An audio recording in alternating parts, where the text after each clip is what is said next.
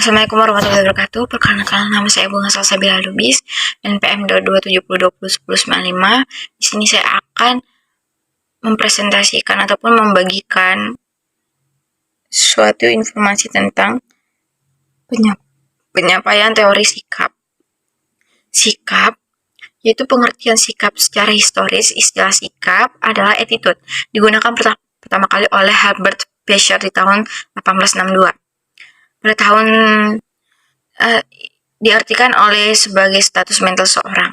Pada tahun 88, Lager menggunakan istilah sikap dalam bidang eksperimen mengenai respon untuk menggambarkan kesiapan subjek dalam menghadapi stimulus yang datang tiba-tiba. Oleh Lager, kesiapan yang terdapat dalam diri individu untuk memberikan respon itu disebut affect dan text attitude. Jadi menurut istilah Langer, sikap tidak hanya merupakan aspek mental semata, melainkan mencakup pula aspek respon fisik. Dan ketika Thomas dan Zekin di tahun 1918 mengatakan bahwa psikologi sosial adalah studi ilmiah mengenai sikap makalah konsepsi, sikap pun telah diterima secara formal dalam dunia pengetahuan. Puluhan definisi dan pengertian pada umumnya dapat dimasukkan ke dalam salah satu di antara tiga kerangka pemikiran.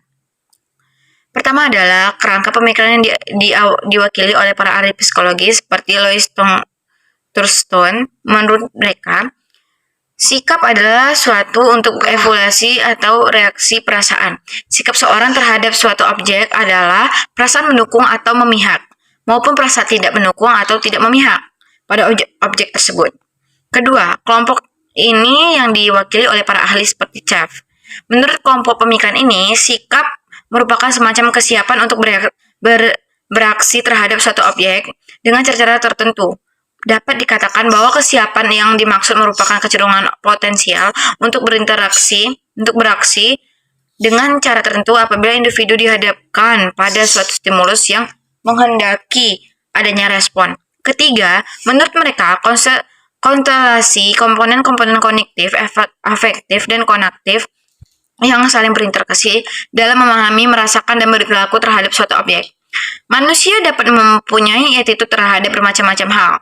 Misalnya, bagi kaum muslimin, daging babi adalah haram, tidak disukai dan dianggap kotor. Mungkin sekali seorang yang betul-betul bersikap demikian apabila dikatakan bahwa ia sedang makan babi, ia akan memuntahkannya. Ini adalah contoh menghadapi sebuah sikap terhadap makanan. Attitude mungkin terarah pada benda-benda, orang-orang, tetapi juga peristiwa-peristiwa, pemandangan-pemandangan, lembaga-lembaga, norma, dan nilai lainnya.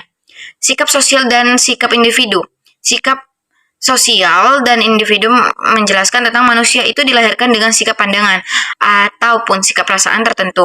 Tetapi sikap-sikap tersebut dibentuk sepanjang perkembangannya. Attitude dapat dibedakan ke dalam attitude sosial dan attitude individual.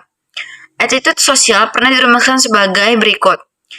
Sosial yang dinyatakan dengan cara-cara kegiatan yang sama dan berulang-ulang terhadap objek sosial.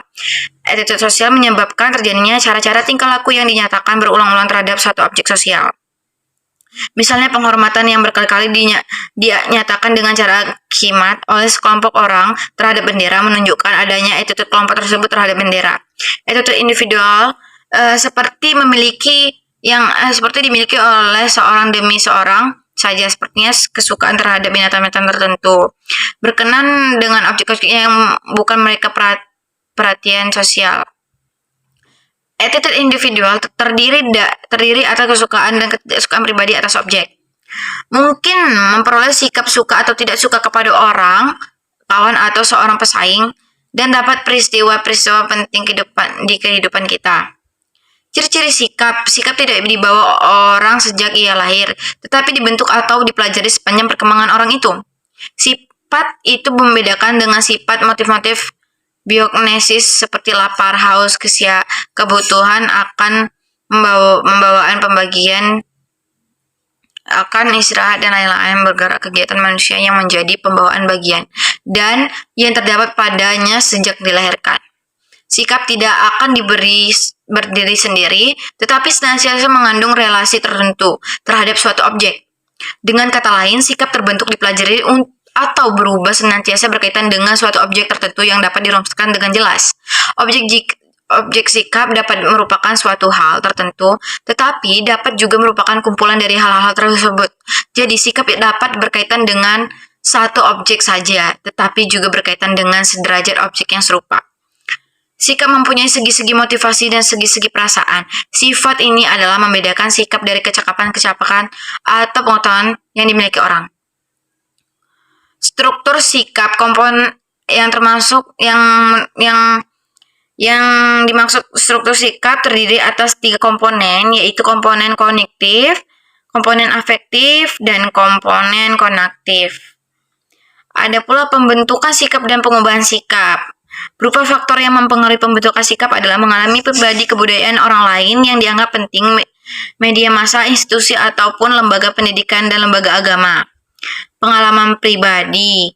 Apa yang telah dan sedang kita alami akan ikut membentuk dan membawa penghayatan kita terhadap stimulus sosial.